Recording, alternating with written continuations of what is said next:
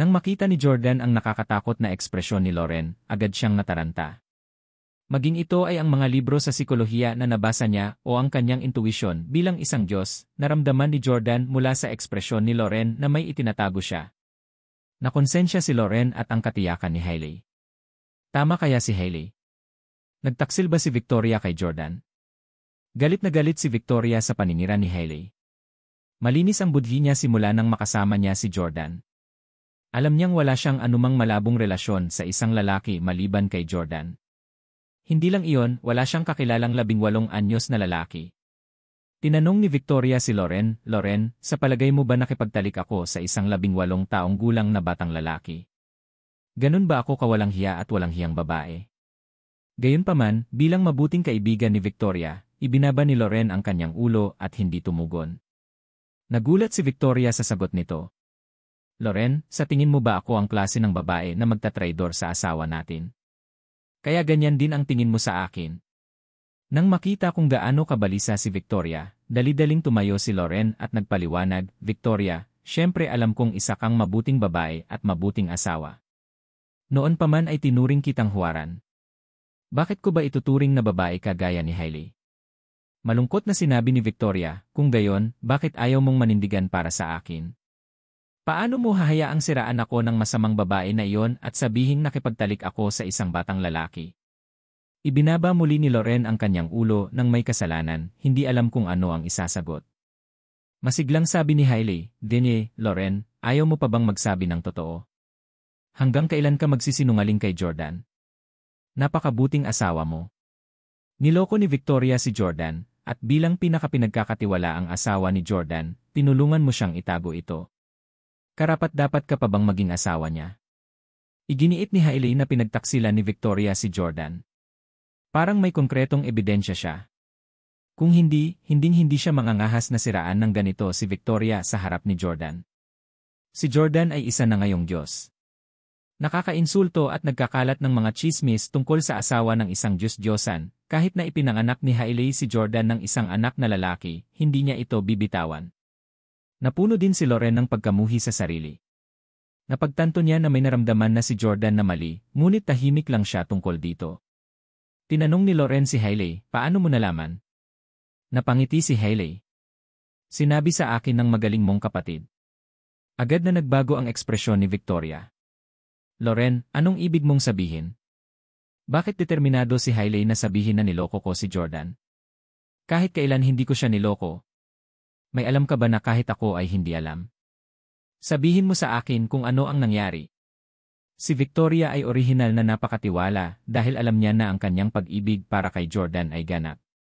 Siya ay may malinis na budhi at hindi kailanman gumawa ng anumang bagay sa ibang lalaki.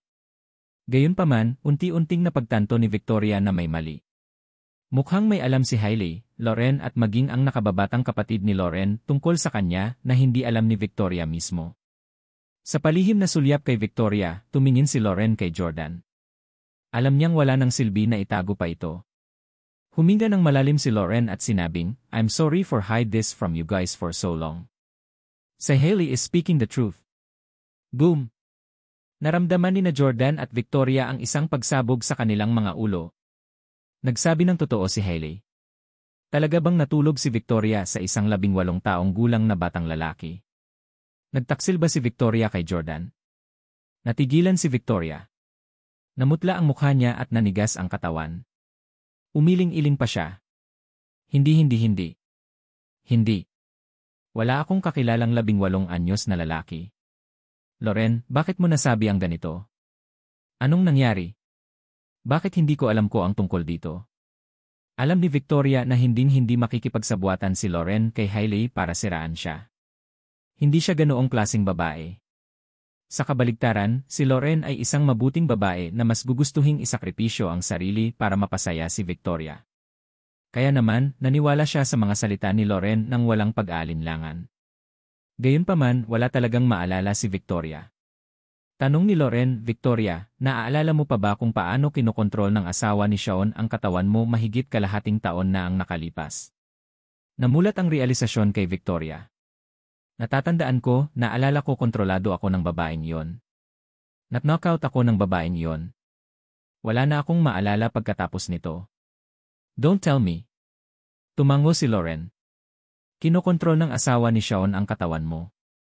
Hindi lang niya ginamit ang katawan mo para pumatay ng tao, kundi nakitulog din siya sa isang 18 anyos na lalaki sa isang hotel. Boom! Muntik nang matumba sina Victoria at Jordan nang marinig nila ito. Para sa mapagmahal na mag-asawang ito, para itong kidlat mula sa kung saan. Sa isang iglap, biglang naalala ni Jordan ang eksenang pinatay niya ang asawa ni Sean na si Clara. Noong mga oras na yon, nakalusot si Jordan sa kwarto ni Clara habang suot ang invisibility cloak. Sa kanya sinaksak si Clara sa puso. Gayunpaman, bago namatay si Clara, nagpakita siya ng kakaibang ekspresyon nang makita ang mukha ni Jordan. Ang kakaibang ekspresyon na ito ay palaging naguguluhan kay Jordan. All along, hindi niya maintindihan kung bakit ganoon ang ekspresyon niya. Nang makita ni Clara si Jordan, ngumiti siya at sinabing, "Darling, hindi ka ba kumain ngayon? Go harder."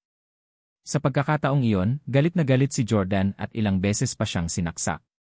Gayunpaman, hindi pa rin natakot si Clara at hinayaan siyang saksakin siya ni Jordan ng mas malakas. Ngayon, sa wakas ay naunawaan ni Jordan na ang mga salita ni Clara ay hindi nakadirekta sa kanya. Kinokontrol ni Clara ang katawan ni Victoria para makasama ang 18 anyos na lalaki sa hotel. Sinasabi niya ang mga salitang iyon sa batang iyon. Naikuyom ni Jordan ang kanyang mga kamao. Iniisip ang sitwasyon ni Victoria noon para siyang mababaliw. Shit, Clara! Samantala, si Victoria ay parang nawalan ng kaluluwa. Malaki ang tiwala niya na hinding-hindi niya ipagkakanulo si Jordan. Siya ay nadama na matuwid. Pero ngayon, para siyang impis na lobo. Noon ay kontrolado na siya ni Clara, kaya hindi niya talaga alam ang nangyari. Naglakas loob pa si Clara na pumatay, ano kaya ito sa kanya? Hindi nagsisinungaling si Lauren. Nagsimulang umiyak si Victoria. Ako talaga nagtaksil sa asawa ko. Napakamayabang ni Hailey. Yun Victoria, sa wakas alam mo na ang ginawa mo, di ba? Pareho tayong niloko ng asawa natin. Wala ka ng karapatang murahin ako. Di ba sabi mo dati hindi ako qualified na maging asawa ni Jordan dahil niloko ako? Kaya ngayon, hindi ka rin qualified na maging asawa niya. Sa mapanuksong salita ni Hailey, patuloy na umiiyak si Victoria. Ang kanyang mga luha ay bumagsak na parang mga butil ng ulan. Siya ay palaging isang dominanteng CEO. Siya ay mataas at makapangyarihan at may tiwala.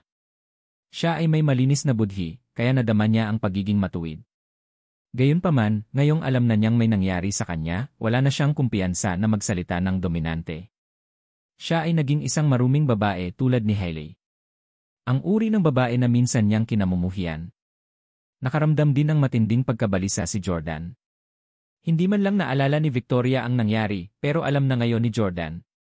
Sa paggunita sa mga salita ni Clara, nakaramdam ng labis na pagkabalisa si Jordan. Pinakamamahan ni Jordan si Victoria. Siya ay maganda at matikas, ngunit siya ay sinira ni Clara, ang kasuklam-suklam na babae. Gayunpaman, wala sa mood si Jordan na magalit tungkol dito. Sumakit ang puso niya nang makitang umiiyak si Victoria. Nagmamadaling pasulong, hinawakan niya ang kamay ni Victoria. Victoria, huwag kang umiyak. Wala akong pakialam sa kahit na ano. Asawa pa rin kita. Mamahalin kita tulad ng dati. Walang nagbago sa ating dalawa. Hindi pinili ni Jordan na magreklamo o gumawa ng kaguluhan. Gusto lang niyang aliwin si Victoria sa lalong madaling panahon. Gusto niyang sabihin kay Victoria na hinding-hindi niya ito pababayaan dahil dito. Natigilan si Hailey. Akala niya ay magagalit ng husto si Jordan at hahamakin si Victoria dahil alam niyang hindi kayang lokohin si Jordan. Noon, nang malaman ni Jordan na may karelasyon si Hailey, halos mabaliw na siya. Pagkarinig sa sinabi ni Jordan, sumigaw si Hailey, "Jordan, hindi ka ba masyadong unfair sa akin? Pareho tayong niloko.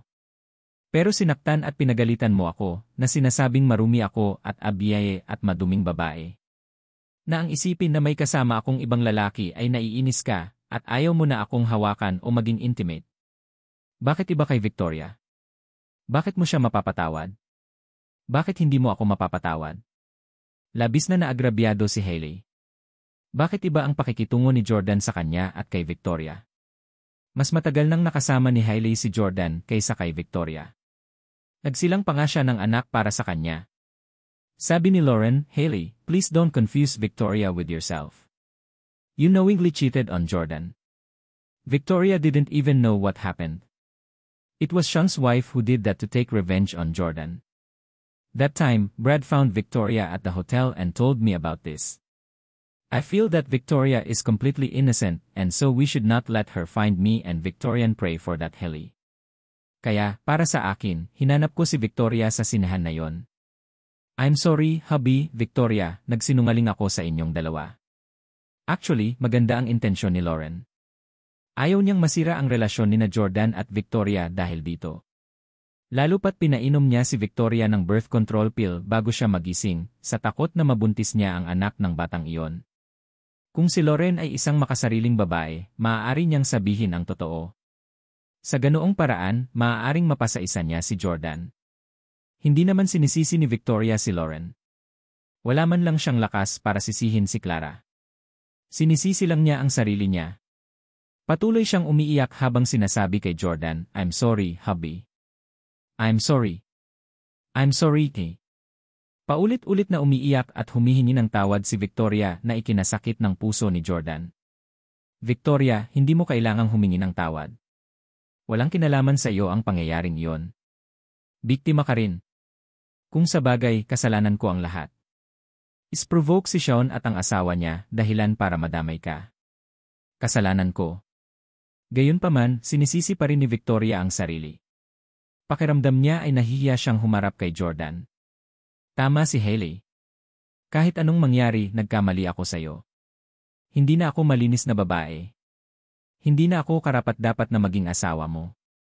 Hindi ako karapat-dapat na maging miyembro ng lihim na pamilya. Hindi ako karapat-dapat na maging asawa ng isang Diyos. Niyakap ng mahigpit ni Jordan si Victoria sa kanyang mga bisig. Gusto niyang gumamit ng mainit at mahigpit na yakap para iparating ang pagmamahal niya kay Victoria. Sabi ni Jordan, you're absolutely worthy. No woman in the world is more qualified to be a wife than you. Victoria, promise me not to let your imagination run wild, okay? Hindi mo naman maalala ang pangyayari. Just pretend that it never happened, okay? Gayunpaman, itinulak ni Victoria si Jordan palayo at umiyak. Paano ako magpapanggap na walang nangyari? May ginawa akong mali sa'yo. Wala na akong karapatang manatili sa tabi mo. Kasabay nito, nagmamadaling tinungo ni Victoria ang pintuan. Nag-aalalang hinawakan ni Jordan ang braso ni Victoria. Victoria, saan ka pupunta? Hindi kita papayagang umalis. Mahigpit na hinawakan ni Jordan si Victoria, hindi pinapayagang makatakas. Nang makita ito, hindi napigilan ni Lota na hikayatin si Victoria. Victoria, dahil napatawad ka na ni Jordan, huwag kang masyadong malungkot. Ang gumawa ng masama ay ang demonyong iyon, Clara. Hindi mo kailangang sisihin ang iyong sarili sa ginawa niya. Napaisip sandali si Hailey. Kung talagang iniwan ni Victoria si Jordan, imposibleng makipagkasundo siya kay Jordan sa hinaharap. Sa kabaligtaran, kung magpapatuloy na mamuhay ng masaya sina Jordan at Victoria, magkakaroon ng pagkakataon si Hailey na magkabalikan si Jordan. At least, may isa pang punto si Hailey na pabor sa kanya. Pareho silang nagkamali sa kanilang kasal. Dahil pinatawad na ni Jordan si Victoria, dapat din niyang patawarin si Hailey. Kaya naman, sinabi ni Hailey, Victoria, kahit na mas matanda ka sa akin, mas nauna akong nagpakasal kaysa sayo. Maaari pa rin kitang turuan tungkol sa kasal. Ang pag-aasawa ay isang mahabang paglalakbay. Hindi maiiwasan na makatagpo ka ng ilang mga bumps o gumawa ng mga pagkakamali. Gayunpaman, hanggat ang dalawang tao ay tunay na nagmamahalan, patatawarin nila ang isa't isa. Huwag ka na ring umalis. Maging tulad ko, magsisi ka. Hindi alam ni Lota kung ano ang iniisip ni Hailey, at naisip niya na talagang sinusubukan niyang tulungan si Victoria. Kaya pumayag siya kay Hailey. Kayong lahat, tumahimik kayo. Sigaw ni Jordan kina Hailey at Lota. Ito ang unang pagkakataon na nakausap ni Jordan si Lota sa ganoong tono. Sa sobrang takot niya ay hindi siya naglakas loob na magsalita. Labis na nadismaya si Jordan. Hindi niya gustong marinig ang sasabihin ng iba at hindi na kailangan ng kahit sinong makialam. Hinawakan ni Jordan ang kamay ni Victoria at sinabing, Victoria, ito ang tahanan mo. Kung may kailangang umalis, dapat ay ibang tao. Ikaw ang may bahay ng tahanan na ito. Hindi ka maaaring umalis. Gayunpaman, sinubukan ni Victoria ang kanyang makakaya upang makalaya mula sa Jordan. Umiyak siya at sinabing, nakikiusap ako, hayaan mo akong mag-isa. Hindi talaga kita kayang harapin ngayon. Maaaring pigilan ni Jordan si Victoria kung gumamit siya ng malupit na puwersa. Gayunpaman, hindi niya kayang gawin yon. Nais ni Victoria na tumakas ngayon dahil kailangan niyang mapag-isa sa ngayon. Kaya binitawan siya ni Jordan. Tumakbo si Victoria sa patio na may luhang umaagos sa kanyang mukha. Mabilis niyang pinalayas ang kanyang Porsche Palmera. Victoria! Nag-aalala, lumabas si Jordan at tinawag si Dragon. Dragon, sumakay ka ng kotse at sundan mo si Victoria.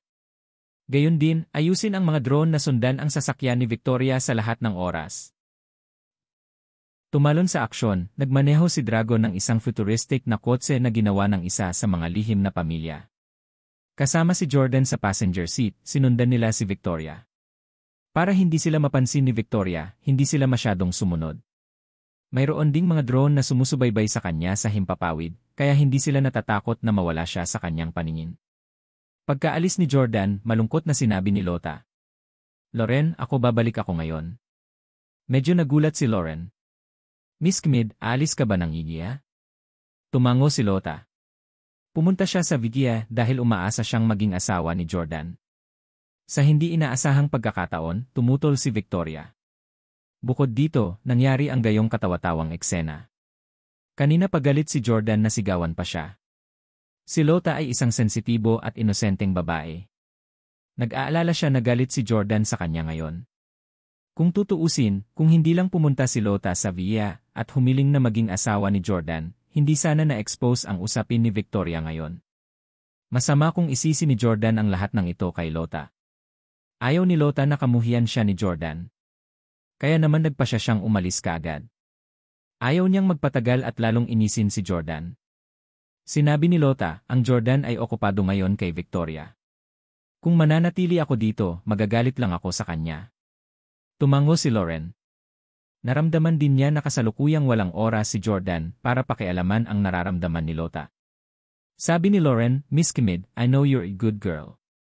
Since Jordan likes you too, I'm happy to accept you. Si Victoria naman, hindi siya pumayag kanina. Pero mayong alam na niya ang dati niyang sitwasyon, baka magbago pa ang isip niya at tanggapin ka. Natuwa si Lota. Ha? Talaga? Posible ba yon? Ngumiti si Loren. Ayos lang. Kung magbago ang isip ni Victoria, ipapaalam ko sa'yo. Maaari kang pumunta sa Vigia para hanapin muli si Jordan. Masayang kinamayan ni Lota si Loren. Salamat, Loren. Ikaw ang pinakamahusay. Si Loren ay isang babae na nakikita ang malaking larawan. Alam niyang bilang miyembro ng lihim na pamilya, tiyak na matutulungan ni Lota si Jordan sa hinaharap. Ito ay isang bagay na hindi magagawa ni Loren o Victoria. Sa highway palabas ng kabisera. Mabilis na lumabas ng kabisera si Victoria. Samantala, si Jordan naman ay nakasunod sa likod at inaasikaso ang mga sasakyan sa harap ni Victoria. Si Victoria ay nasa distraught mood. Napakadaling mangyari kung nagmamaneho siya ng mabilis. Kaya naman, hinulaan ni Jordan ang rutang tatahakin niya ng maaga at inilihis ang lahat ng sasakyan sa harap niya. Sa sandaling ito, inilipat na ng Dragon ang kanilang sasakyan sa automatic driving mode. Nanatiling ligtas ang distansya nito sa sasakyan ni Victoria. Nagtanong si Dragon, Guro, dapat ba tayong? Gustong sabihin ni Dragon na ang 18 anyos na batang lalaki ay lumabag sa babae ng isang Diyos at siya ay nagkasala ng isang malaking krimen. Tulad ni Tyler at Kaiden, dapat niyang pagdusahan ang mga kahihinatnan. Ngunit galit na umungol si Jordan. Shut up! Walang sinuman ang pinapayagang magbanggit nito muli. Si Jordan ay isang Diyos na ngayon. Ang pagpatay sa isang ordinaryong bata ay kasing dali ng pagtapak ng langgam. Gayunpaman, sa sandaling ito, hindi iniisip ni Jordan ang tungkol sa paghihiganti. Ayaw na niyang isipin pa ang pangyayaring iyon. Nag-aalala lang siya kay Victoria. Sa wakas, nang halos madilim na, halos mawalan ng gasolina ang sasakyan ni Victoria.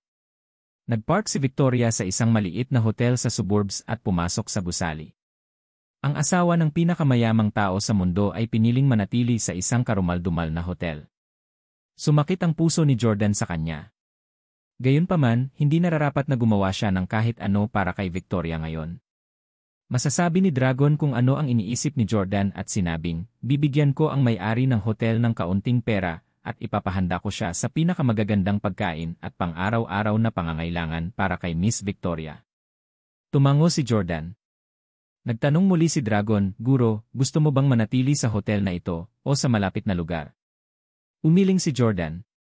Hihintayin ko na lang sa kotse na lumabas si Victoria. Sa pagtingin sa hotel, naisip ni Jordan sa kanyang sarili, Victoria, bibigyan kita ng oras para huminahon. Sana pagkatapos mong kumalma, maintindihan mo na hindi kita hahamakin dahil sa ganyang bagay. Sana maintindihan mo ang pagmamahal ko sa'yo. Gabi na, nagpadala si Jordan ng napakahabang mensahe kay Victoria. Sumulat siya ng maraming bagay kay Victoria at sinabi sa kanya ang kanyang pananaw. Ginamit pa niyang halimbawa si Hailey. Noong unang niloko ni Hailey si Jordan, si Victoria ay nasa Orlando bilang Deputy President ng Jordan. Nasaksihan niya ang pangyayari. Noon, kahit nakita niya sina Hailey at Tyler na nag-check-in sa isang hotel, pinili ni Jordan na patawarin si Hailey. Tungkol naman kay Victoria, ang kanyang sitwasyon ay ganap na naiiba kaysa kay Hailey. Sadyang ginawa ni Hailey ang kanyang pagkakamali. Walang ideya si Victoria sa nangyari dahil si Clara ang may gawa nito. Sinabi sa kanya ni Jordan na hindi siya nito iiwan dahil dito. Gayunpaman, hindi sumagot si Victoria. Bukod dito, nanatili siya sa hotel ng 3 araw. Samantala, sinusubaybayan ni Jordan ang kalagayan ni Victoria sa pamamagitan ng mga high-tech na pamamaraan upang matiyak ang kanyang kapakanan. Sa nakalipas na 3 araw, nanatili si Jordan sa sasakyan at binantayan ang pasukan ng hotel. Sa wakas, sa umagang ito, nakita niya si Victoria na lumabas sa hotel. Naunang nagmaneho si Victoria sa gasolinahan. Pagkatapos mag-refuel, nagmaneho siya patungo sa kabisera. Sinundan siya ni Dragon kasama si Jordan. Sabi ni Dragon, Master, mukhang babalik na si Miss Victoria sa kabisera. Hindi nakatulog si Jordan sa nakalipas na 3 araw at nasa napakasamang kalagayan. Hindi naman sa ayaw niyang matulog. Una, nag-aalala siya kay Victoria. Pangalawa, magkakaroon siya ng mga bangungot sa sandaling siya ay nakatulog. Napanaginipan niya ang sinabi sa kanya ni Clara bago ito mamatay. Sa kanyang bangungot, ang mukha ni Clara ay magiging mukha ni Victoria.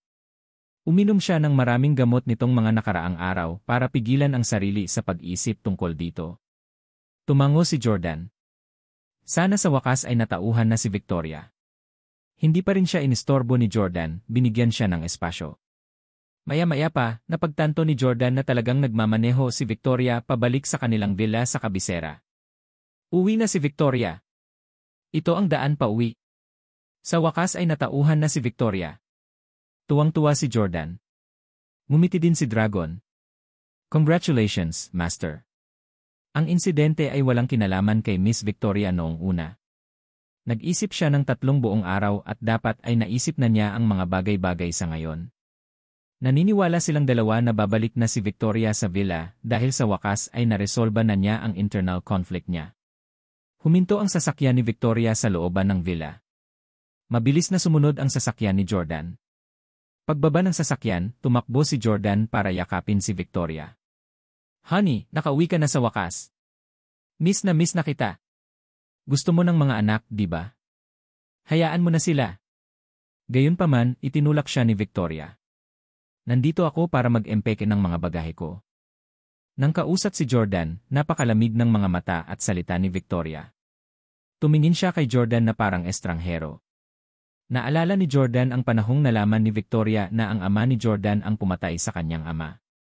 Sinadya niyang dumistansya kay Jordan at pumunta sa Houston at nagpakasal kay Russell. Tanong ni Jordan, ipak mo ang iyong bagahe. Aalis ka.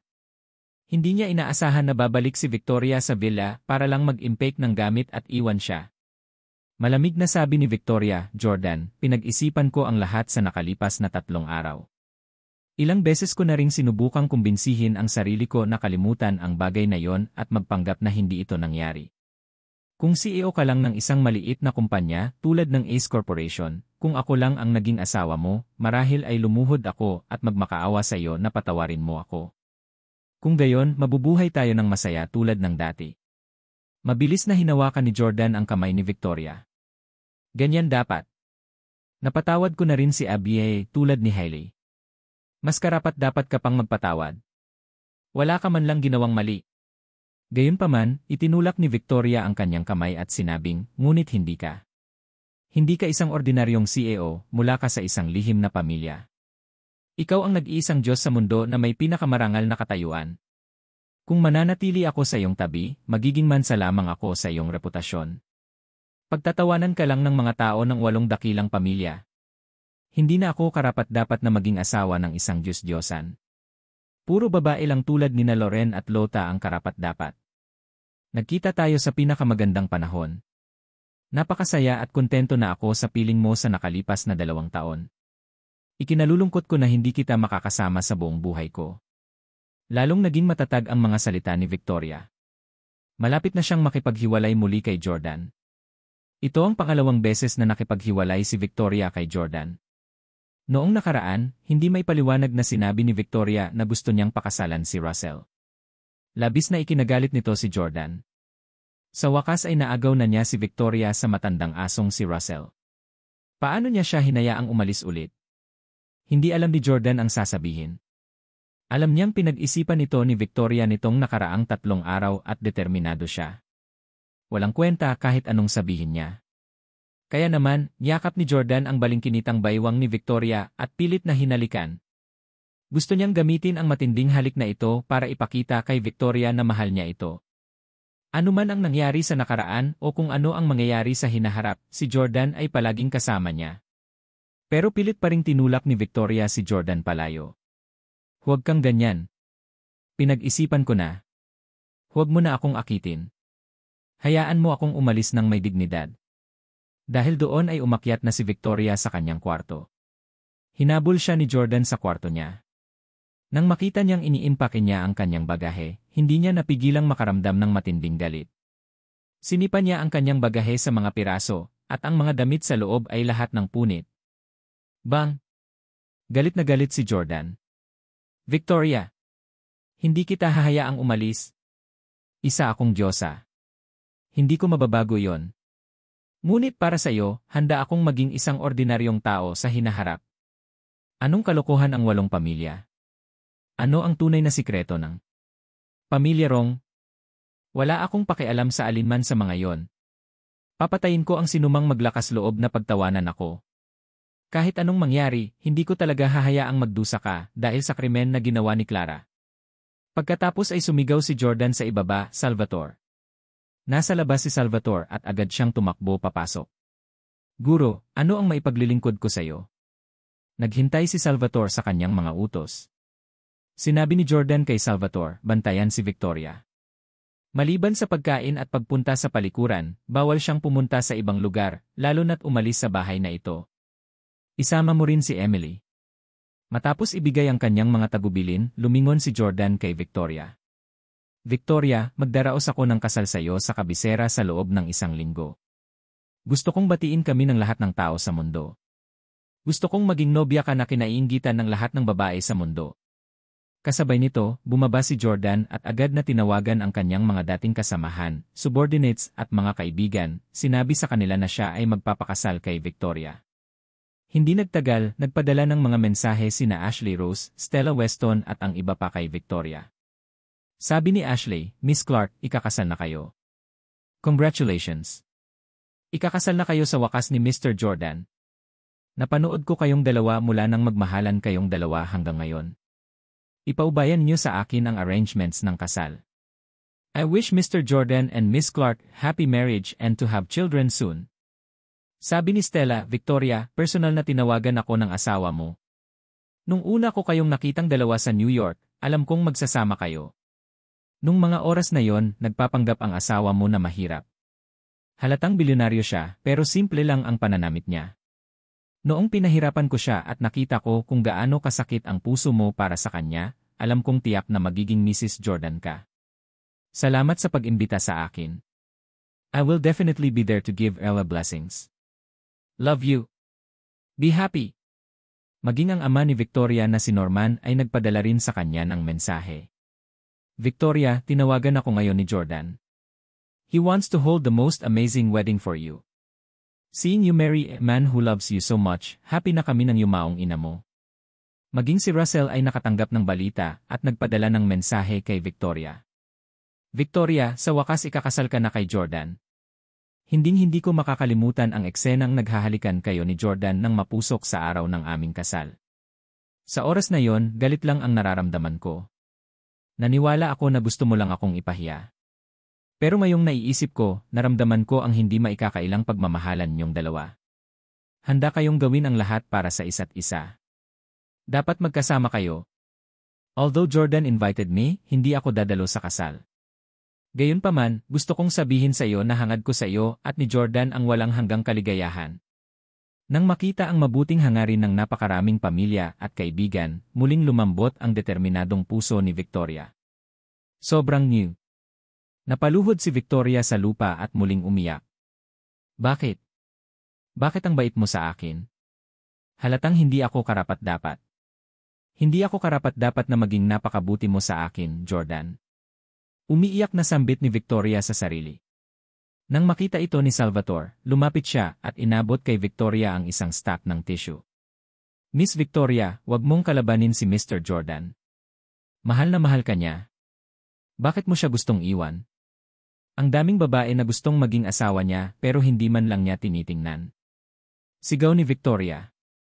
Wala siyang kapangyarihang baguhin ang katotohanan, ni hindi niya makumbinsi ang sarili na magpanggap na hindi ito nangyari. Bigla niyang nakita ang baril sa bulsa ni Salvatore. Dahil sa labis na emosyon, inagaw ni Victoria ang baril. Miss Victoria, anong ginagawa mo? Nagulat si Salvatore. Sanay si Victoria at maging si Salvatore ay hindi makapag-react sa oras. Itinutok ni Victoria ang baril sa sarili. Bang! Bang! Nagpaputok si Victoria ng 2 putok sa sarili. Sa sandaling ito, nasa baba pa rin si Jordan na tinatawag ang mga kasamahan at kaibigan ni Victoria. Bigla siyang nakarinig ng 2 putok ng baril. Slam! Agad na nahulog sa lupa ang telepono ni Jordan.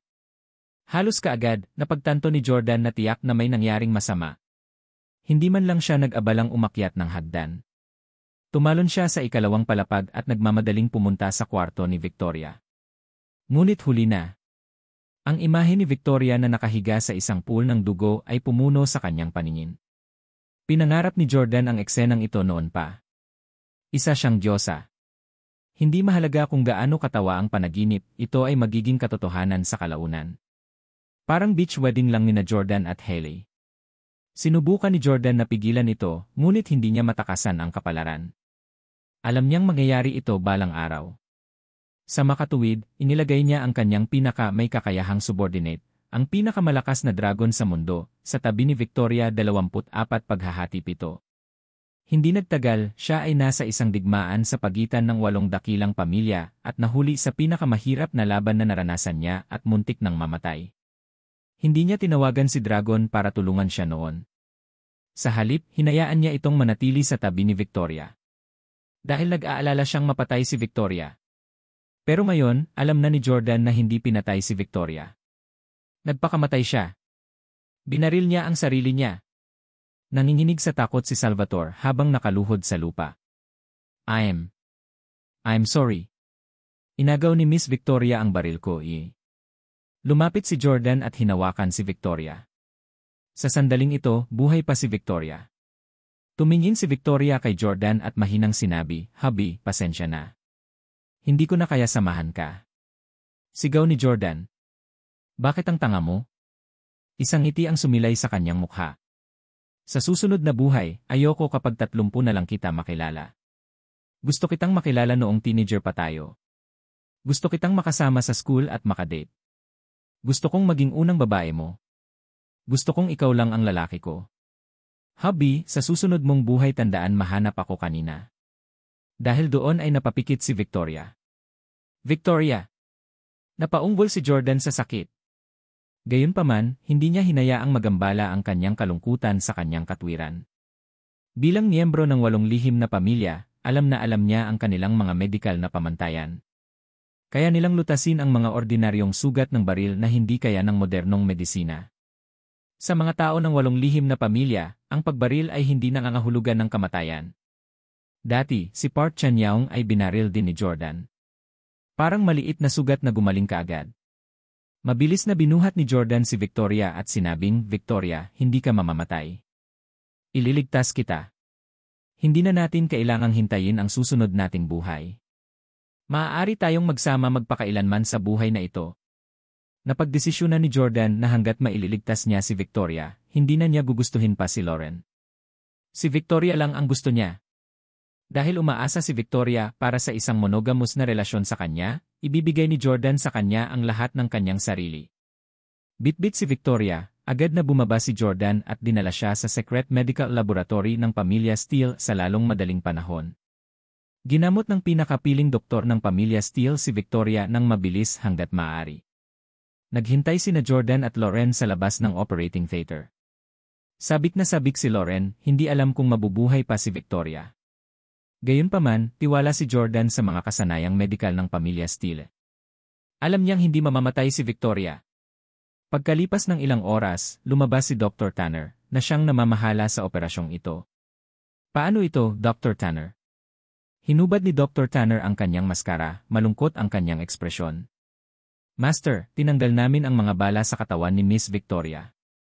Ginagamot na rin ang sugat niya at mabilis na naghihilom. Tuwang-tuwa si Jordan. Alam ko na. Ang isang tama ng baril ay hindi problema para sa aming 8 dakilang pamilya. Nagising na ba si Victoria? Gusto kong pumasok at kausapin siya. Papasok na sana si Jordan nang pigilan siya ni Dr. Tanner.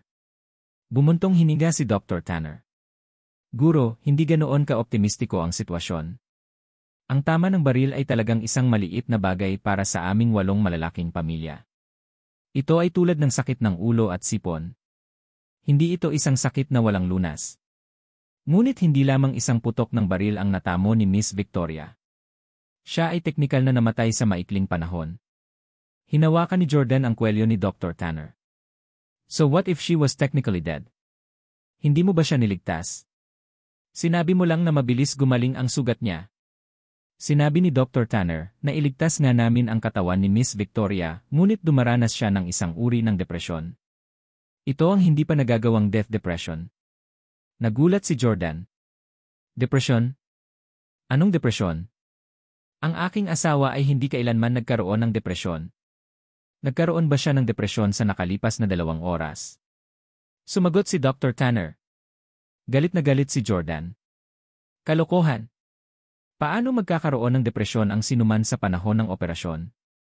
Sinabi ni Dr. Tanner, hindi kami mangangahas na magsinungaling sa iyo. Bagamat naligtas si Miss Victoria, determinado siyang mamatay. Kahit na bumalik na sa normal ang kanyang katawan, ayaw niyang magising. Wala pa kaming narinig na ganoong sitwasyon noon. Hindi namin alam kung paano ito lulutasin. Guro, isa kang Diyos. Natatakot akong mahihirapan ka para matulungan ka namin. Si Jordan ay isang Diyos at maaaring hulaan ang hinaharap. Dati niyang tinulungan si Sean na gumawa ng mind transplant procedure.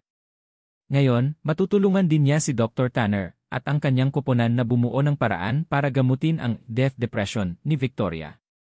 Nagmamadaling sinabi ni Jordan, ano pa ang hinihintay mo? Magsimula na tayo kaagad. Agad na nagsagawa si Jordan ng isang serye ng mga eksperimento sa medical na koponan ng pamilya Steele. Kaya lang, lumipas ang 1 buwan. Matagal nang nawala ang mga sugat ni Victoria at ang kanyang katawan ay kasing kinis ng dati. Imposibleng sabihin na siya ay binaril. Gayunpaman, nanatili siyang nakahiga sa kama at hindi na muling nawalan ng malay. Sa nakalipas na buwan, maliban sa pag-isip ng solusyon sa kanyang team, ginugol ni Jordan ang natitirang oras niya sa tabi ng kama ni Victoria para makipag-usap sa kanya. Gayunpaman, hindi niya magising si Victoria. Sinabi ni Dr. Tanner, Guro, si Miss Victoria ay naging isang gulay na determinadong mamatay. Isa lang ang nasa isip niya at iyon ay ang kamatayan. Nagamit na namin ang lahat ng paraan na naiisip namin noong nakaraang buwan, ngunit wala man lang epekto ang mga ito. Natatakot ako ni.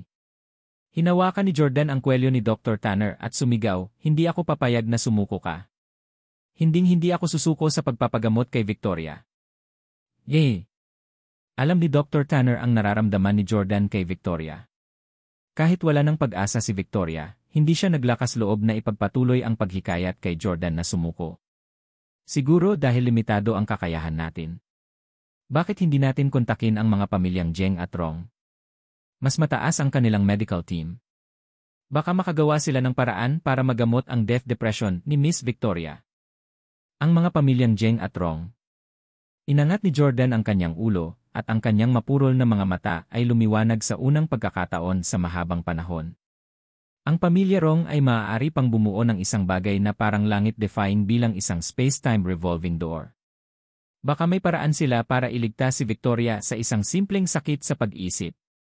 Napaisip si Jordan sa sarili. Totoong labis niyang hinangaan ang mga kakayahan ni Rong Huangde. Alam niyang hindi maarok ang matandang ito. Sa usapin ng medisina, tiyak na mas malakas ang medical team ng pamilya Rong kaysa kay Jordan. Ang dating deity ay tumulong sa pamilya Rong sa loob ng ilang dekada, tinulungan silang bumuo ng kanilang teknolohiya. Bagamat si Jordan ay isang Diyos, hindi ito isang bagay na malalampasan niya sa maikling panahon. Kaya naman, nagmamadaling sinabi ni Jordan kay Dr. Tanner, sige, makipag-ugnayan sa kanila at hilingin sa kanila na tumulong. Makalipas ang 10 oras, direktang lumipad ang mga pribadong jet mula sa mga pamilyang Jeng at Rong patungo sa lihim na base kung saan naroon sina Jordan at Victoria. Sa sandaling ito, binabantayan pa rin ni Jordan si Victoria sa ward. Hinawakan niya ang kamay nito at paminsan-minsan ay kinakausap. Oh my God, ikaw si Madam Jeng ha? Salamat sa pagpunta. Nasa labas ng ward si Lauren. Nang makita niya si Jeng Anli, dali-dali siyang tumayo at binati siya ng magalang. Natural na alam ni Jeng Anli ang lahat tungkol sa kagandahang ito sa kanyang harapan. Sa pagmamataas ni Jeng Anli, kadalasan ay hinahamak niya ang pakikisalamuha sa mga karaniwang babae. Gayunpaman, si Lauren ay opisyal na asawa ni Jordan, at si Jordan ay isang Diyos. Higit pa rito, nagkaroon ng nakaraang relasyon si Jeng Anli kay Jordan. Dahil dito, naging palakaibigan at mapagpakumbaba si Jeng Anli kay Lauren. Nagkusa, inabot ni Jeng Anli ang kanyang kamay at mumiti. Ikaw ay dapat ang asawa ni Jordan, si Lauren mula sa pamilya Howard. Tuwang-tuwa akong makita ka, ang numero 1 kagandahan sa VIA. Medyo nahiya si Lauren. Salamat sa iyong papuri, Madam Jeng. Hindi ako karapat-dapat sa titulo ng numero 1 kagandahan sa VIA. Ngumiti si Jeng Annie. Ikaw talaga ang numero 1 kagandahan sa VIA. Napag-usapan na namin ng asawa mo ang bagay na ito noon pa. Gayunpaman, sa totoo lang, wala ka sa pinakamabuting kalagayan mo ngayon. Alam ko namang kalahating taon kang ikinulong ni Shaun at pumayat ng husto. Bakit hindi ka pa nakaka-recover? Hindi ka rin naman masyadong maganda. Ibinaba ni Lauren ang kanyang ulo. Actually, unti-unti na siyang gumagaling. Gayunpaman, biglang nagpakamatay si Victoria. Sa nakalipas na buwan, hindi nakakain o nakakainom si Jordan. Si Victoria lang ang inaalala niya at nanatili sa tabi nito. Bilang mabuting kaibigan ni Victoria at asawa ni Jordan, paano kaya nasa mood si Lauren na alagaan ang sarili at kumain ng maayos? Sabi ni Lauren, sa ganito ni Victoria at ng asawa ko, wala akong ganang kumain ngayon. Gayunpaman, umiling si Jeng Anli. Miss Lauren, alam ko na maganda ang relasyon ninyo ni Victoria at labis kang nag-aalala sa asawa mo. Gayunpaman, naturukan si Jordan ng miraculous serum pagkatapos ng lahat. Higit pa sa pangkaraniwang tao ang kanyang pangangatawan. Kahit ilang araw siyang hindi kumain o uminom, walang mangyayari sa katawan niya. Pero ordinaryong tao ka lang. Hindi lang isang beses na nabanggit sa akin ni Jordan na noong una kanyang nakilala sa cave, naakit agad siya sa kagandahan mo. Parang baliw ang pintig ng puso niya. Dahil malaking faktor ang kagandahan mo sa pag-akit sa asawa mo, anong dahilan para hindi mo ito mapanatili? Nang marinig ito, naliwanagan si Lauren. Salamat sa iyong payo, Madam Jeng. Hindi na nagsalita pa si Jeng Anli at binuksan na lang ang pinto at pumasok. Diyos Jordan. Bati ni Jeng Anli kay Jordan. Tumayo si Jordan at naglakad. Madam Jeng, salamat sa pagdala sa iyong koponan. Sinabi ni Jeng Anli, syempre. Gayunpaman, sa usaping medikal na kasanayan, ang aming pamilyang Jeng ay hindi maikukumpara sa pamilyang Rong. Sa palagay ko ay depende sa pamilya Rong kung maililigtas namin si Miss Victoria sa pagkakataong ito. Nagtanong si Jordan na may pag-aalinlangan, nagpadala rin ba ng team ang pamilya Rong? Hahaha, syempre ginawa namin. Isang pamilyar na boses ang umalingaw-ngaw. Si Krong Bailon ay humakbang pasulong kasama ang isang grupo ng mga doktor na nakasuot ng puting Amerikana. Chairman Rong. Maligayang pagdating sa ADS. Magalang na yumuko si Loren nang makita ang Rong Bailon. Hindi alam ni Loren na ipinagpalit ni Sean ang isip kay Rong Bailon dahil hindi sinabi ni Jordan sa kanya. Sean Handley. Si Jordan lang ang nakakaalam na ang lalaking ito ay si Sean. Kaya nagawa niyang manatiling buhay. Noong naghiwalay noon sina Jordan at Sean, pinatuloy ni Rong Huangde si Sean sa Fort Rong. Pinatay ni Sean ang anak ni Rong Huangde at inokupa ang kanyang katawan. Naisip ni Jordan na papatayin ni Rong Huangde si Sean sa sobrang galit. Naglalakad pasulong, sinabi ni Sean, "Daty Jordan, long time no see. Hindi ko inaasahan na mangyayari ang ganito pagkatapos ng huli nating pagkikita. Say, anong malas? Pero huwag kang mag-alala, dinala ko na ang pinaka-elite na medical team ng aming pamilya. Gagawin namin ang aming makakaya para gamutin ang asawa mo." Hindi inilantad ni Jordan ang pagkakakilanlan ni Sean. Kinuyom niya ang kanyang mga kamao bilang paggalang at sinabi, "Salamat, Chairman Rong at Madam Zheng." Ang lahat ay hindi na nag-aksaya ng oras at nagsimulang magtrabaho sa Death Depression. Sa panahong ito, patuloy na gustong kausapin ni Sean si Jordan ng pribado, ngunit tinanggihan siya. Si Victoria lang ang laman ng isip ni Jordan. Wala siyang gustong pag-usapan pa. Kahit na ito ay tungkol sa mahiwagang space-time revolving door na kakaunti sa mga tao sa Earth ang nakakaalam. Kaya lang, nag-observe at nagsaliksik ang mga medical team ng Rong at Zheng family, kasama ang medical team ng Steele family, sa loob ng kalahating buwan. Ngunit sa huli, nabigo pa rin silang makahanap ng solusyon para sa Death Depression. Isang araw, sa isang maaraw na hapon. Nakaupo pa rin si Jordan sa upuan, hawak ang kamay ni Victoria at binabantayan siya. Hindi patay si Victoria. Normal ang kanyang mga kamay at temperatura ng katawan, ngunit hindi siya magising. Knock knock. Kumatok sa pinto sina Zheng Anli at Sean at pumasok. Nang makitang nakatingin pa rin si Jordan kay Victoria na parehong magiliw na sinamahan ng kahabag-habag na aura, hindi napigilan ni Zheng Anli na mapabuntong hininga. Say, Jordan, isa kang mabuting asawa na nagpapahalaga sa relasyon. Sa kasamaang palad, hindi ka matutulungan ng aming mga medical team. Kung pisikal na sugat lang ito, gaano man ito kalubha, may kumpiyansa tayong gagamutin ito. Gayunpaman, natatakot ako na walang operasyon o gamot ang makagagamot sa ganitong uri ng suicidal state of mind. Jordan, dahil hindi na kita matutulungan, hindi na ako magtatagal dito. Sana'y mapagtibay mo ang iyong sarili sa lalong madaling panahon. Kailangan ko pa ring umasa sa iyo para mapabuti ang mundong ito. Dahil doon, nagpaalam si Zheng Anli kina Jordan at Sean at umalis. Pagkaalis ni Zheng Anli, tanging sina Sean, Jordan, at ang walang malay na si Victoria ang naiwan sa kwarto. Dapat umalis ka na rin. Lalapit na sana si Sean kay Jordan nang yayain niya itong umalis. Hindi ito ginawa ni Sean. Jordan, huwag mo akong itaboy. Gusto kitang makausap ng pribado nitong mga nakaraang araw. Ngayong may pagkakataon na ako, mayroon akong napakahalagang bagay na pag-uusapan sa iyo. Maraming gustong sabihin si Sean kay Jordan. Si Jordan ay naging matalik na kaibigan at kasosyo ni Sean sa mundong ito. Kung tutuusin, ang dalawa sa kanila ay nag-collaborate at gumawa ng masyadong maraming bagay na magkasama noong nakaraang taon. Habang naglalakad, tinapik ni Sean ang balikat ni Jordan. Para kay Sean, magiliw itong kilos ngunit agad itong ikinagalit ni Jordan. Tumayo si Jordan sa kinaupuan, tumalikod, at sinuntok si Sean sa mukha. Bang! Galit na galit si Jordan. You bastard, how dare you appear in front of me? Kung hindi kontrolado ng asawa mo na si Clara ang katawan ni Victoria at pinatulog siya sa isang 18-year-old na lalaki, hindi sana nagpakamatay si Victoria at hindi na siya nawalan ng malay ngayon. Ding! Natukoy ang pagdurugo sa mukha. Simula ng paggamot. Isang mekanikal na boses ang umalingaw mula sa katawan ni Sean. Si Sean ay may suot na Rong family invention na kayang ipagtanggol at gamutin ang katawan. Pero hindi nagpatinag si Sean. Sinabi niya sa system, itigil ang paggamot. Kumuha ng tissue sa maliit na mesa sa tabi ng balcony, pinunasan ni Sean ang dugo sa ilong niya. Pagkatapos ay sinabi niya kay Jordan, Jordan, maaari ka bang maging makatwiran? Ikaw ang naging dahilan upang kami ng aking asawa ay unang nawalan ng tirahan. Inilantad mo kami at pinalayas kami sa pamilya Schmid. Galit na sinabi ni Jordan, iyan ang tahanan ni Lota, hindi sa iyo. Sabi ni Shaun, sige, kahit na tama ka para itaguyod ang hustisya, hindi mo ba pinatay ang asawa ko gamit ang sarili mong mga kamay? Ang tagal mo nang pinatay ang asawa ko.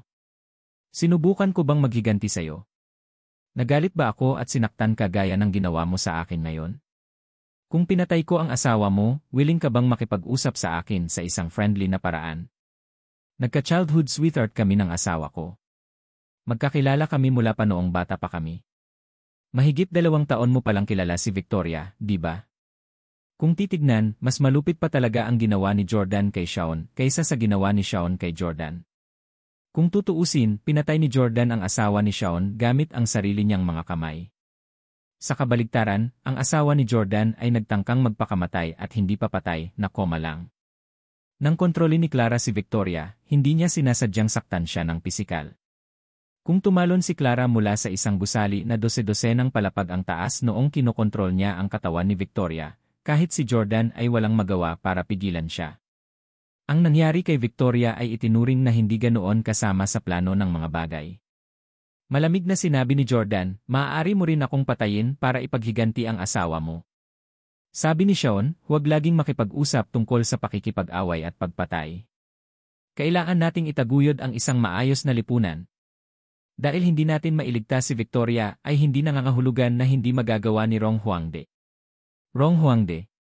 Sa pagbanggit ng hindi maarok na Rong Huangde, bumangon ang pag-asa sa puso ni Jordan. Maaari bang iligtas ni Rong Huangde si Victoria? Nga pala, bakit hindi ka pinatay ni Rong Huangde pagkatapos kong umalis? Galit na reklamo ni Shaun.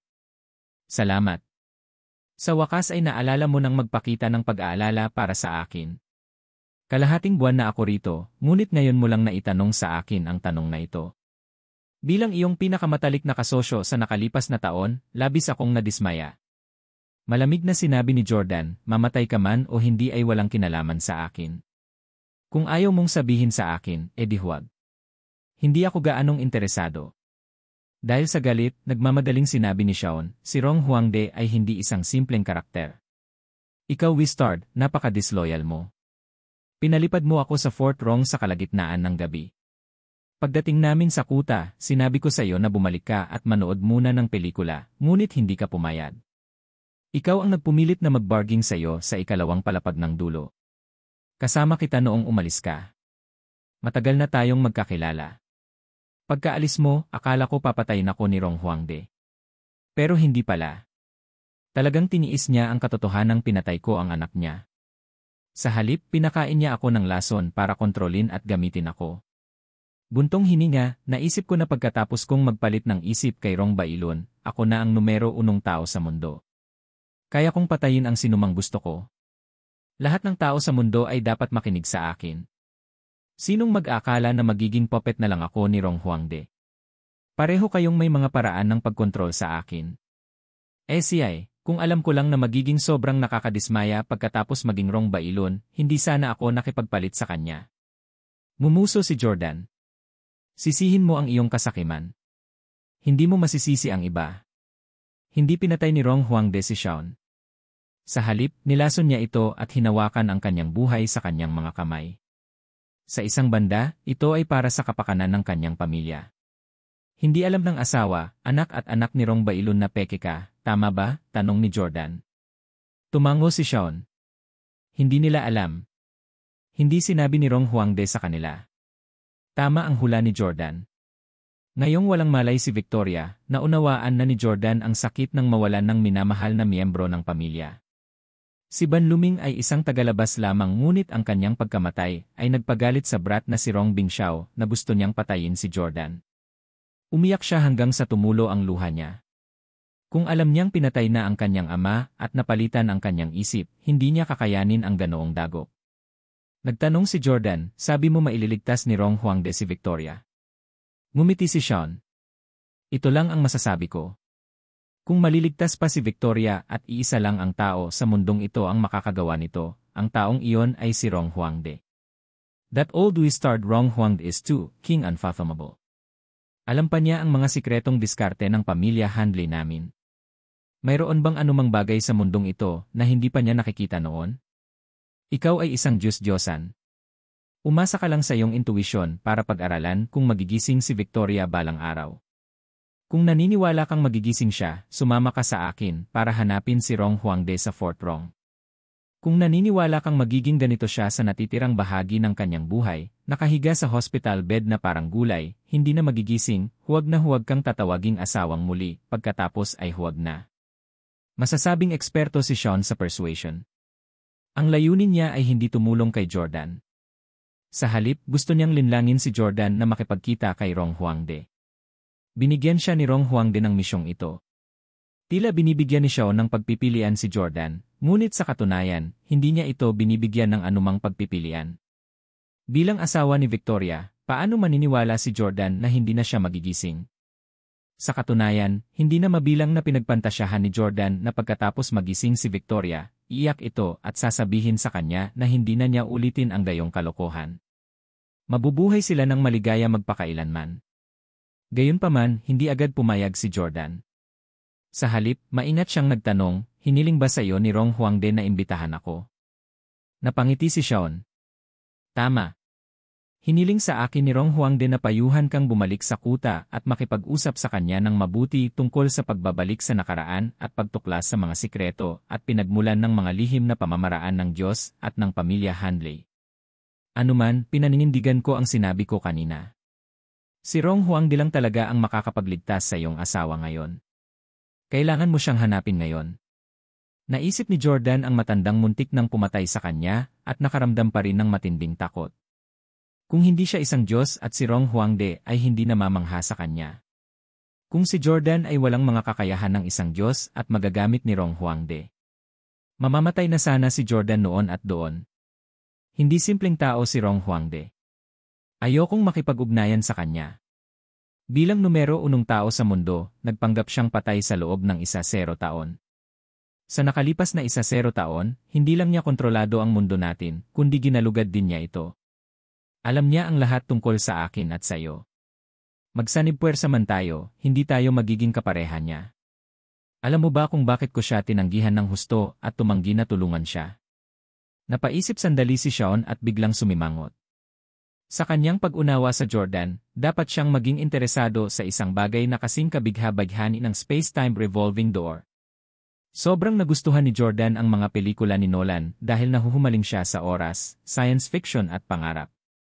Imposibleng ayaw niyang subukang bumalik sa nakaraan. Bukod dito, tiyak na gustong malaman ni Jordan ang sikreto ng mga Diyos-Diyosan. Paano siya naging isang Diyos? Ano ang pinagmulan ng mga Diyos? Interesado din si Jordan sa mystical techniques ni Sean. Gayunpaman, determinadong tinanggihan ni Jordan si Rong Huangde. Sabi ni Sean, nag-aalala ka ba na papatayin ka ni Rong Huangde pagkatapos kang gamitin? Katulad ng ginawa ko sa iyo dati. Sinabi ni Jordan, hindi ganoon kadali. Minamaliit mo si Rong Huangde. Sinasabi sa akin ng puso ko na si Rong Huangde ay mas nakakatakot at ambisyoso kaysa sa iyo. Nagulat si Sean. Ang kanyang ambisyon ay maging numero 1 tao sa mundo. Ang ambisyong ito ay ang pinakadakila. Si Rong Huangde ay isang kalahating patay na matandang lalaki. Binigyan man siya ng magandang babae, baka hindi niya ito maahon. Paano siya magkakaroon ng mas malaking ambisyon kaysa kay Sean? Sinabi ni Jordan, kapag natuklasan niya ang pinagmulan ng mga deities at ang mga lihim na diskarte ng iyong pamilya Handley, marahil ay naintindihan niya kung paano muling likhain ang mga ito. Sa oras na yon, si Rong Huangde ay maaaring maging isang creator at modifier. Maaari siyang maglakbay sa nakaraan anumang oras. Maaari niyang baguhin ang mga parameter ng aking kakayahan sa pagka-Diyos o iyong mga diskarte. Nagulat si Sean. O anyway God, magagawa ba ito? Para siyang author ng isang nobela. Kaya niyang baguhin ang mga setting at mga parameter ng kakayahan ng isang karakter. Napabuntong hininga si Jordan. Possible. Napakaraming pangunahing sikreto sa mundong ito. Walang nakakaalam kung ano ang mga yon. Ang alam ko lang na kapag mas malapit ka sa katotohanan, mas magiging mapanganib ito. Ang mas makapangyarihan at nakakatakot na mga pag-iral ay makakatagpo mo. Galit na nagmura si Sean. Siya, sa tuwing nakikita ko ang matandang iyon, nanginginig ako. Pakiramdam ko kahit isang hibla ng balbas niya ay masasabog ako. Tama ka. This damn old man isn't willing to die at 80 like your grandfather. Kaya naman gumawa siya ng ganoong bagay na lumalaban sa langit. Isang baliw lang ang maglalakas loob na paglaruan ang ganoong bagay. Pero Jordan, kahit na si Rong Huangde ay may iniisip na nakakatakot na plano, kailangan mo talagang magmakaawa sa kanya kung gusto mong iligtas ang iyong asawa. Isang malaking buntong hininga ang ibinigay ni Jordan. Tama ka. Kahit ayoko siyang makita at maging chess piece niya, wala akong choice for Victoria's sake. Sean, sasama ako sa'yo. Natuwa si Sean. Kung maibabalik niya si Jordan sa Fort Rong kasama niya, tatapusin niya ang misyon na ibinigay sa kanya ni Rong Huangde. Sa wakas ay matanggap na niya ang antidote sa oras. Bago umalis si Jordan ay muling naglakad papunta sa kama ni Victoria at hinawakan ang kamay nito. Hinalikan niya ito sa noo at tinignan ang mukha nitong natutulog. Victoria, hintayin mo akong bumalik. Kahit anong mangyari, gigisingin kita. Ngumiti nang makahulugan si Sean. Baka sa susunod na pagbalik mo, gising na siya. Hindi na nagsalita pa si Jordan at nag-walk out kasama si Sean. Sa sandaling ito, pinaalis ni Loren si Zheng Anli at ang iba pa. Nang makitang magkasama sina Jordan at Sean, medyo nagulat si Loren. Aalis din ba si Chairman Rong? Ngumiti si Sean sa kanya. Sa totoo lang, may tuturing siyang alagad niya. Pagkatapos ng lahat, itinuro ni Sean kay Loren ang lahat ng tungkol sa malayuang pagkontrol sa ibang tao. Gayunpaman, hindi inilantad ni Sean ang kanyang pagkakakilanlan. Dahil pinili ni Jordan na huwag sabihin kay Loren, bakit humingi ng gulo. Bagaman tinuruan niya si Loren ng ilang spells, ikinulong din niya ito ng mahigit kalahating taon. Napangiti si Sean. Miss Loren, hindi lang ako ang aalis, kasama ko rin ang asawa mo. Gulat na napatingin si Loren kay Jordan. Hubby talaga? Aalis ka rin? Sa loob ng mahigit isang buwan, araw at gabi ay binabantayan ni Jordan si Victoria. Hindi inaasahan ni Loren na aalis siya. Tumango si Jordan. Sa ilalim ng nakakasilaw na sikat ng araw, ito ang unang pagkakataon sa nakalipas na buwan na napansin niya ang haggard at payat na mukha ni Loren. Alam niyang nagdusa si Loren ngayong buwan. Pag-abot, marahang hinawakan ni Jordan ang kanyang mukha. Loren, pupunta ako ng China. Umuwi ka na at magpahinga ng ilang araw. Hindi mo kailangang manatili dito sa lahat ng oras. Hindi na agad magigising si Victoria. Wala kang magagawa dito. Hayaan mo na lang si Salvatore at Emily na bantayan siya. Nagtanong si Loren, hubby, napatawad mo na ba si Salvatore? Simula nang barilin ni Victoria ang sarili, si Salvatore ay sabik na hindi siya makatulog sa gabi. Natatakot siya na baka dumating ka at parusahan siya balang araw. Sinabi rin niya na kung gusto mo siyang bitayin, tatanggapin niya ito nang walang anumang reklamo. Nagpakamatay si Victoria matapos agawin ang baril ni Salvatore. Dahil hindi nag-react si Salvatore sa oras, sinisi niya ang sarili niya. Medyo responsable nga siya. Gayunpaman, dati nang pinangarap ni Jordan na mabaril si Victoria. Kahit na napigilan siya ni Salvatore sa oras, makakahanap si Victoria ng iba pang mga pagkakataon sa hinaharap upang magpakamatay gamit ang baril. Ito ay hindi maiiwasan. Tumango si Jordan at hinaplos ang mukha ni Loren. Bilisan mo at umuwi ka na. Naramdaman ni Loren ang pagmamahal ni Jordan at agad na naramdaman ang isang alon ng kaligayahan. Lahat ng hirap na dinanas niya nitong nakaraang buwan ay natunaw. Hubby, kailan ka babalik? Nag-aalalang tanong ni Loren. Umiling si Jordan. Hindi ako sigurado. Baka malapit na o mas matagal pa. Alam ni Jordan na baka mapunta siya sa Ghost Rider. Ibinenta ng Ghost Rider ang kanyang kaluluwa sa Diablo. Kung gusto niya ng tulong ni Rong Huangde, kailangan munang bigyang kasiyahan ni Jordan ang kanyang mga hangarin. Si Jordan at Sean ay dumiretso sa Fort Rong. Pagdating muli sa lugar na ito, hindi na nakaramdam ng kaba at pagkasindak si Jordan noong una siyang dumating. Matapos malaman ang lihim na nakakatakot sa langit ng mga Rong, sinimulan na niya itong tratuhin bilang normal. Ngunit hindi niya nakita si Rong Huangde nang pumasok siya sa sikretong silid. Nasaan si Rong Huangde? Tanong ni Jordan. Sabi ni Sean, alam mo, ang matandang ito ay 71 taong gulang na. Ilang taon na lang at 80 na siya. Kaya nabubuhay na siya sa nakaraan. Bumalik siya sa nakaraan ilang araw na ang nakalipas. Hindi na siya babalik hanggang makalipas ang 2 araw. Pinitik ni Sean ang kanyang mga daliri at nag-order. Dr. Lee, maglabas ka ng 2 bote ng red wine at ilang merienda. Gusto kong makipag-inuman kasama si Jordan dito. Isang boses ng sistema ang tumunog. Master. Isang bagay na hugis-claw ang lumabas mula sa isang pader na may red wine, baso at ilang masarap na pagkain. Alam ni Jordan na si Dr. Lee ang artificial intelligence system sa silid na ito. Dati, nang utusan ni Rong Huangde si Dr. Lee na patayin sina Sean at Jordan, halos mamatay na sila. Tila ngayon na wala si Rong Huangde, si Sean ang master. Napakayabang din ni Sean at gustong magpakitang gilas. Kahit na kontrolado ako ngayon ni Rong Huangde, nagkakaroon ako ng magandang buhay kapag wala kayong dalawa. With that, pinitik niya ulit ang mga daliri niya. Dr. Lee, bigyan mo kami ng fries at meatloaf. Sumagot si Dr. Lee, ano ang meatloaf? Ang item na ito ay wala sa system menu. Naiinis na sabi ni Sean, basura, isipin mo na ikaw ang pinaka-advanced na artificial intelligence sa mundo. Ni hindi mo alam kung paano gumawa ng simpleng meatloaf. Ihain muna sa amin ang fries. Itinaas ni Sean ang kanyang baso ng alak at ni-clink ito sa kay Jordan.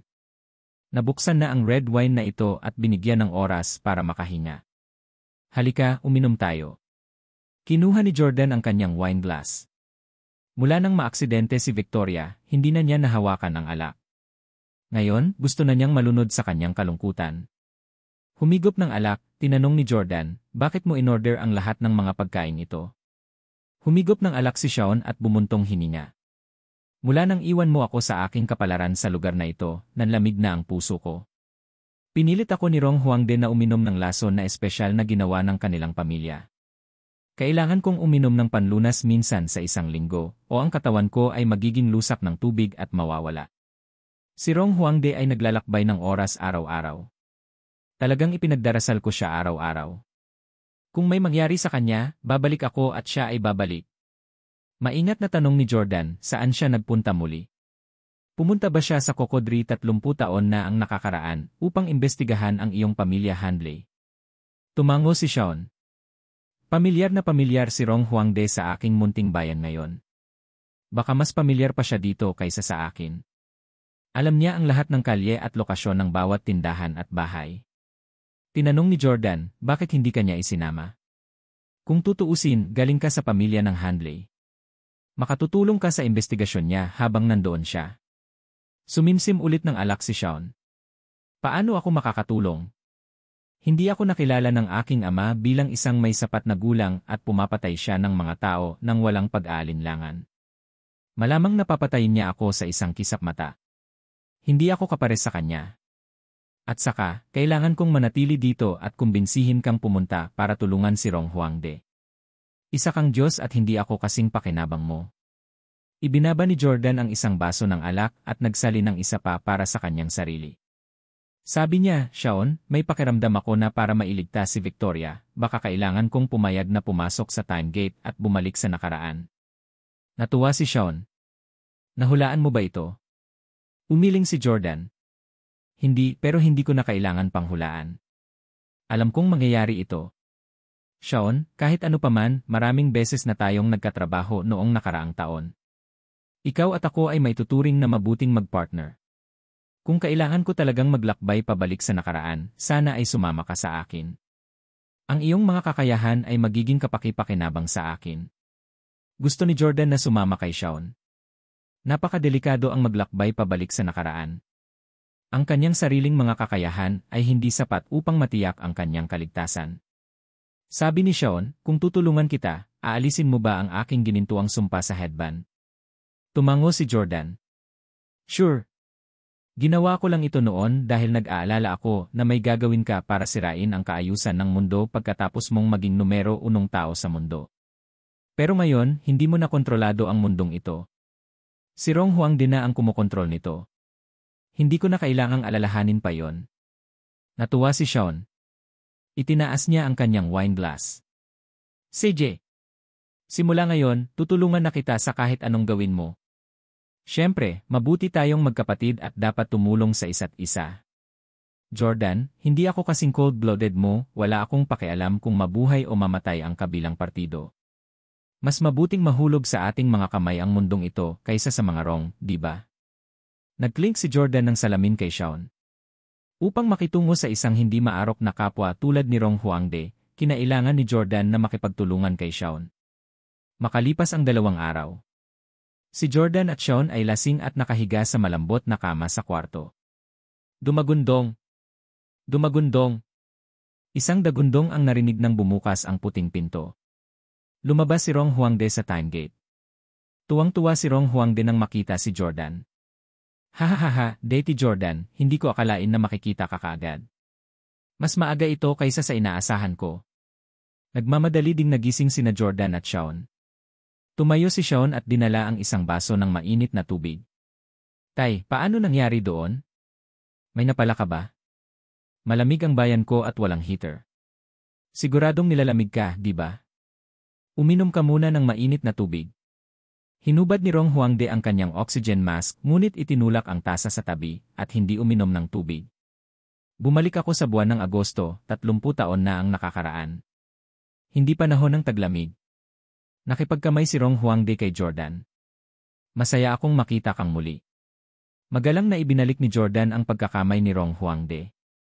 Taos puso niyang sinabi, Mr. Rong, nandito ako para sa aking asawa, si Victoria. Pinunasan ni Rong Huangde ang kanyang mga kamay ng mainit na tuwalya at tumango. Nabalitaan ko na nagpakamatay si Victoria, tama ba? Nagkaroon din siya ng bagong sakit na tinatawag na death depression. Shawn, pinapunta mo na ba ang medical team ng pamilya natin?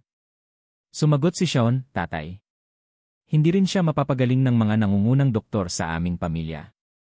Ito ay isang sakit sa pag-isip. Desidido si Victoria na mamatay.